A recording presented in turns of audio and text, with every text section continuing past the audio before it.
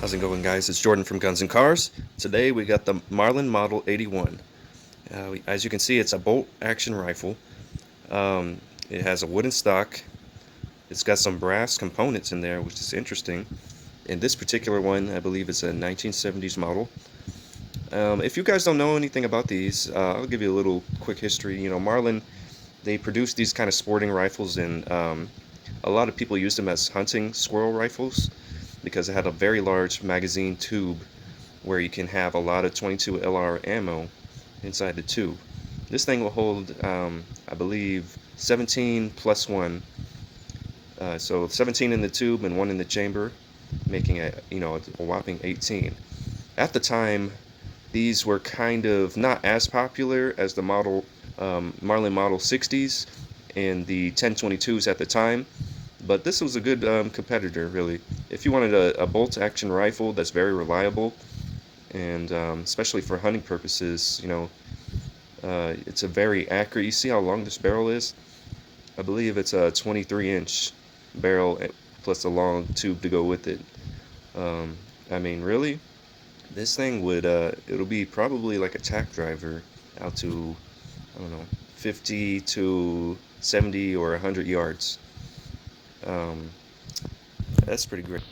As you guys know, I am making this particular rifle. I don't really like the way it looks. I know some people should say you should just leave old relics like this alone, but me, just like cars, I love to customize everything on my guns, on my cars. I like to personalize it just for my taste, and this thing, it's cool and all, but it's a little bit boring for me because I'm not a big fan of just plain wooden stocks. Unless it's an old milsurp, I might leave it alone. But this thing, I got some plans for it. You guys, you've probably seen my post. I always post some pictures and updates on this thing, and really, it's been a project. I'm getting all the parts needed to do it, but I'm going to eventually turn this thing into kind of like a replica, as close as I can get, with it being a 22 caliber rifle, tube-fed rifle and all, to a ghillie type of sniper type of deal. That's my goal. I'm gonna camouflage it. I'm gonna get some rattle cans, spray this thing with some nice camo paint, and put some kind of like ghillie mesh all over the scope and barrel.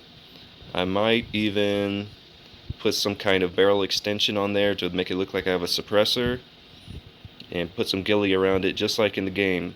I'm trying to clone it from the new Modern Warfare 2 game with the sniper ghillie mission that they had there. I want to do as close as clone as I can get, being in this kind of configuration though. So I'm gonna probably update the stock.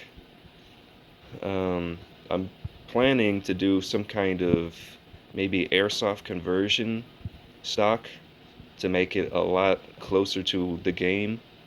This type of stock, they had like a tactical, almost like AR style, but I haven't seen too many of those, but I'll get as close as I can get with that. But I've been looking at some airsoft replicas, and I think I found one, so you stay tuned for that. I'm going to keep posting updates on this gun with every kind of upgrade that I do until it's finally complete.